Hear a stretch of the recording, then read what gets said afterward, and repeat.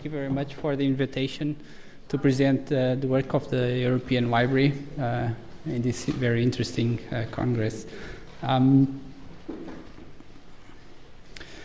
So I will be presenting the European Library and the Europeana Libraries project and the services that the European Library provides or aims to provide for the researchers. So I am Nuno Freire. I work in the European Library as a researcher in information systems. But the presentation today will be generally on the general services that the European Library provides, without many technical details, I'd say. So the presentation is structured in this way. I will initially speak about the history of the European Library, how it was built and established as a service.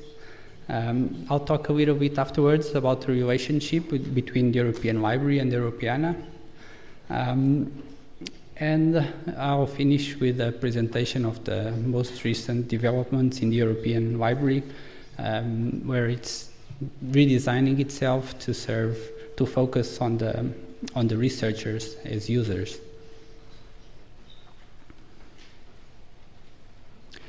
So the European was actually launched in 2005, and it covers not only the European Union but the whole Council of Europe.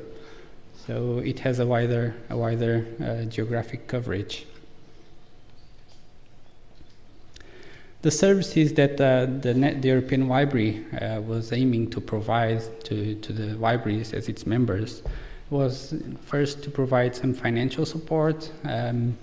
Part of it comes from the consortium CENL, the Consortium of European National Librarians, and also by organizing and coordinating European projects. So it focuses on a service of aggregation of the bibliographic metadata that exists in libraries and provides a single access point to this data. So it also works as a way to showcase the collections that the libraries have and make available for their readers. And has an exhibition program where occasionally special exhibitions are made on the internet about special collections or special themes which are relevant on a European scale. And the European Library also works as a way for improving the visibility and the marketing of libraries themselves. So the work on the European Library actually started much before 2005, when it was actually established as a regular service. It started with Project Gabriel in 1997, which was a directory of all the collections held by the national libraries of Europe.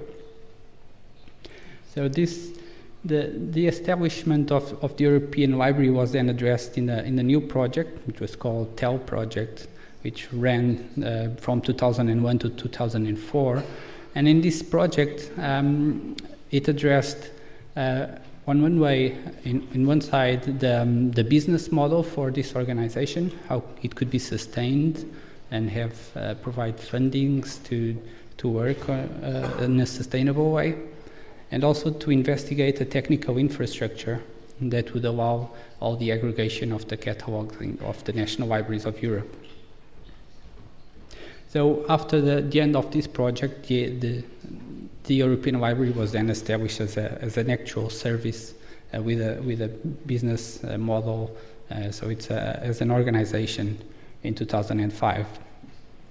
After that, a success of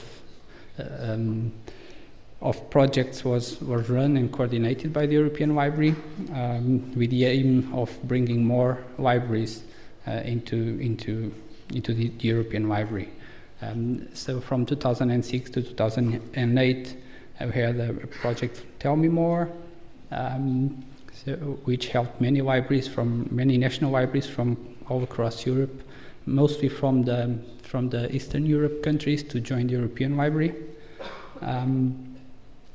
Project Help Us ran from 2007 to 2008 and to 2009, aimed at also bringing a few more countries into the European Library, and also to allow the improvement of the European Library in terms of functionality in its portal. It also was the first project to provide a centralized service for a pan-European full-text search in the European Library. So in 2007, the launch of Europeana also was done from a project based on the European Library. And during 2008 and 2009, project Fumagaba was also financed by Switzerland, and also integrated into the European Library a few more national libraries. So there is currently, there are 48 national libraries represented in the European Library. So the exhibition program of the European Library allows special interesting collections to be displayed and focusing on special themes to allow greater visibility for the end users across Europe and across the world.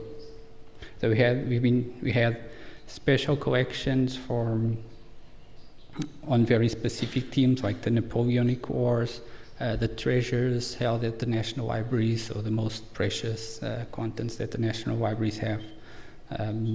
A special collection also on traveling through history, a special collection about traveling in Europe, etc.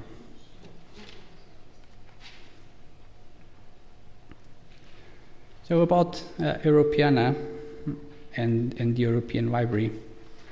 So Europeana was an European-funded project. It started in the European Library, and it was focusing mainly on digital content. So while the European Library was interested in every collection that the national libraries had, Europeana was focusing now on a service only for digital objects, those that the end user could access through the internet. Europeana also, although the scope was narrow to digital objects, on the other side it was broader because it also included other domains, not just libraries. It includes also museums, archives, and film archives. Around Europeana, there are also several projects in terms of national aggregation. In Spain, that's one of the cases where there is a special particular project for aggregating digital objects from the cultural domain. So currently, Europeana provides access to 23 million records, and it includes more than 2,000 institutions all across Europe, with 33 countries represented. So this is the main portal of Europeana, where it's possible to search and browse digital objects from all across Europe. One of the important ongoing activities around Europeana are the collections around the First World War. So, and this is a portal around this activity in Europeana. So the new European Library, is now extending. The European Library is now extending into focusing into a special group of users, the researchers. So currently the European Library is running Project Arrow Plus. Arrow Plus is a project that aims to help libraries with ongoing mass digitization projects to clear the rights for digitization and making the projects available in the internet after digitization. So it's about getting the permission, locating the authors, and acquiring permission when they are under copyright for making them available. The European Library also participates in Enumerate, a project focusing on gathering statistics about digitization projects all across Europe. Project Europeana Libraries, which is establishing the European Library as a new portal focusing on researchers and allowing also the participation not just of national libraries but also of research libraries all across Europe. I'll talk a little bit more on European libraries afterwards. Project European newspapers. In this project, the European Library is aggregating full text content from newspapers from all across Europe. In Sendari, the European Library is working together with the digital humanities infrastructures, so to allow better use of the data from libraries together with the researchers in digital humanities. In Project DigiCore, the European Library is working with open access publications from researchers. And in a future project, Europeana Cloud, the European Library will be working in setting up a service to make easier to participate in Europeana and sharing objects with Europeana using cloud technology. And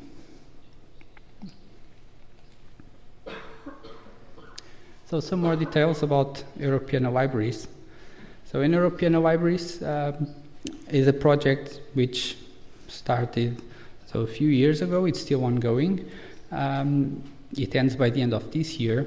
And in this project, the European Library aimed to define a new business model that would allow the participation of research libraries. And it also addresses the aggregation of contents from some of the library partners into the European Library and into Europeana. It aims to establish the European Library as a European-wide aggregator also for Europeana. So during this project, the European Library portal was completely redesigned, more or less following the same philosophy, let's say, behind the Louvre, with a look, in a way, having the old look, formal look, and also with showing a bit of modern technologies, like the pyramid in the center.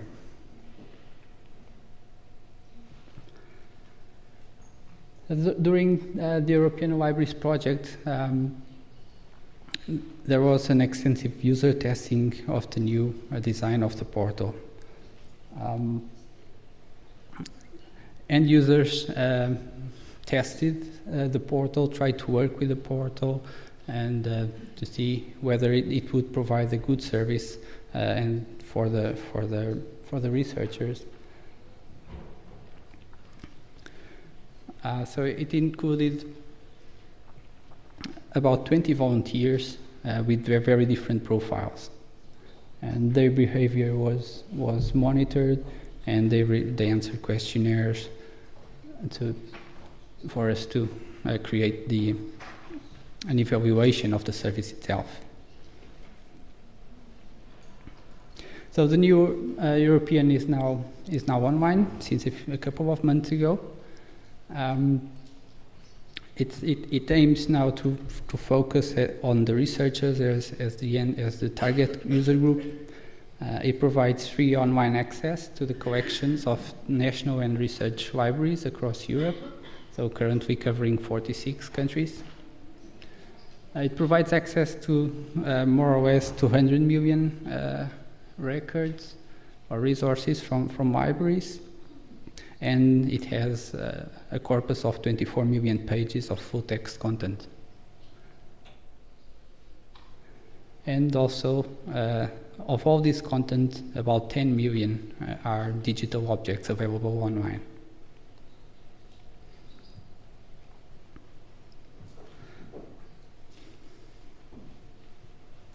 So the result of the end users was evaluation was pretty positive. Researchers are kind of they see the value of the European Library as a tool.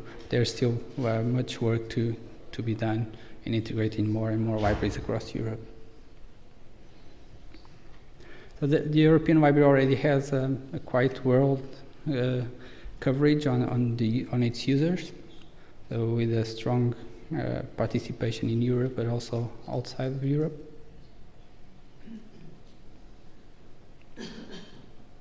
And it aims into providing quality and value for libraries.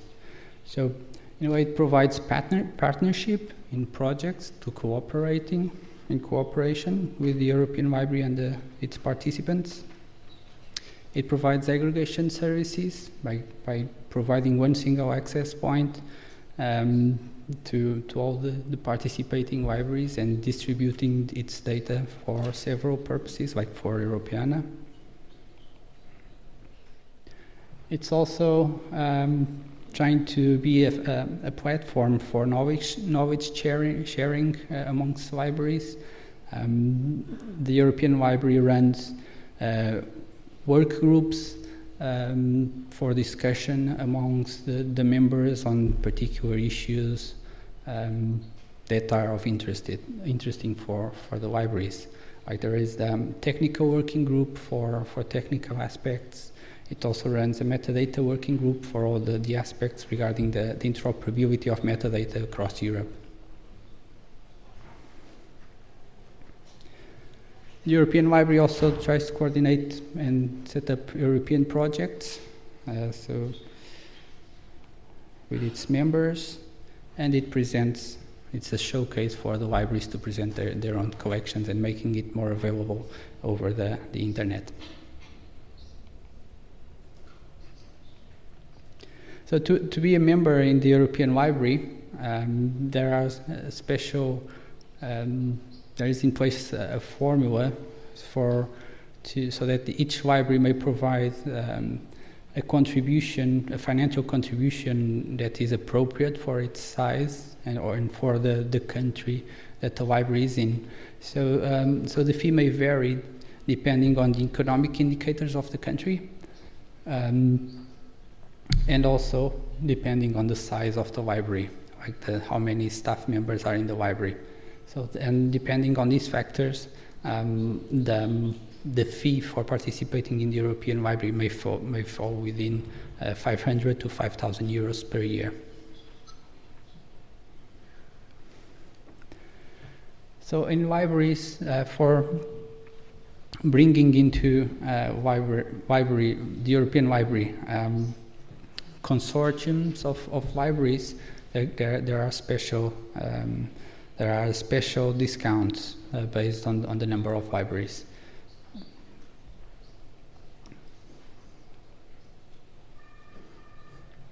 So just a quick demo of the main functionalities of the European Library portal. So one of the key points of the portal is in the European context is to be multilingual. So we provide the user interface is translated into many languages used throughout Europe. And it aims to provide, the main service is to provide to increase the visibility of the resources held in libraries. This is based on a simple search mechanism, based on a simple search box. The portal also showcases the contributors which are part of the European Library. So there is a possibility to view details about each institution. And also the individual collections that each provider may make available in the European Library.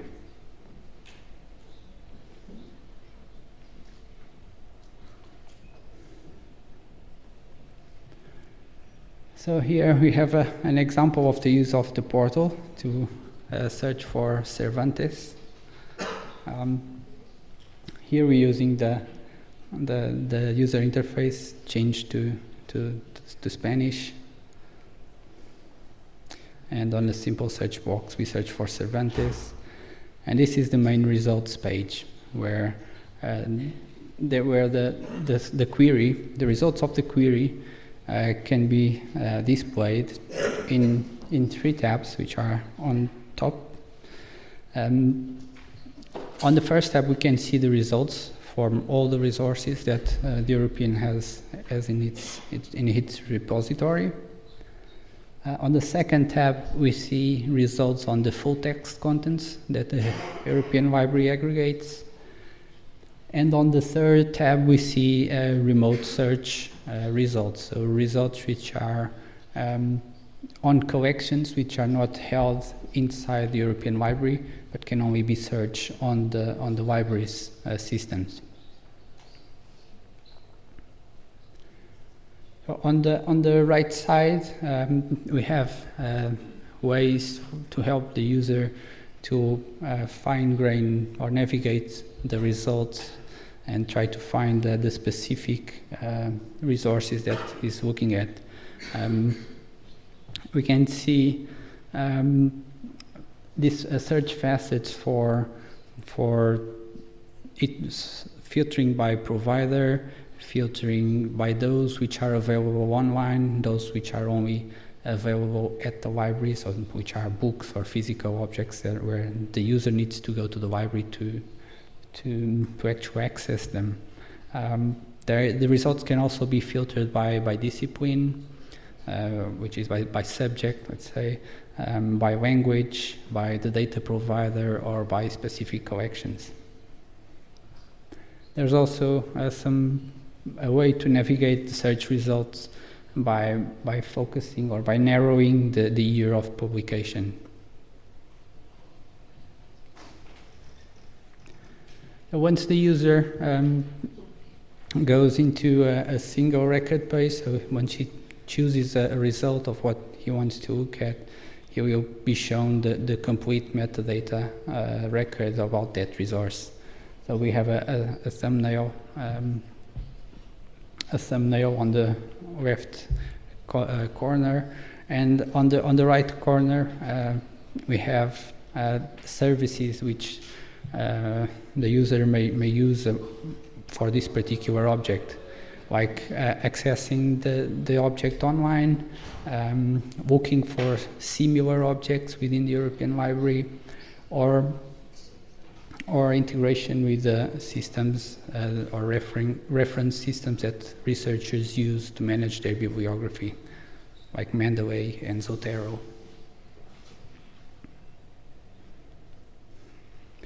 So access to the actual digital objects is also always made not on the European Library, but on the library that really holds the contents. So the European Library only works as an intermediary. When the user is actually accessing the object, it goes into the sites of the libraries. So in this case, it's going to Biblioteca Digital Hispánica. So thank you very much. I hope it was interesting.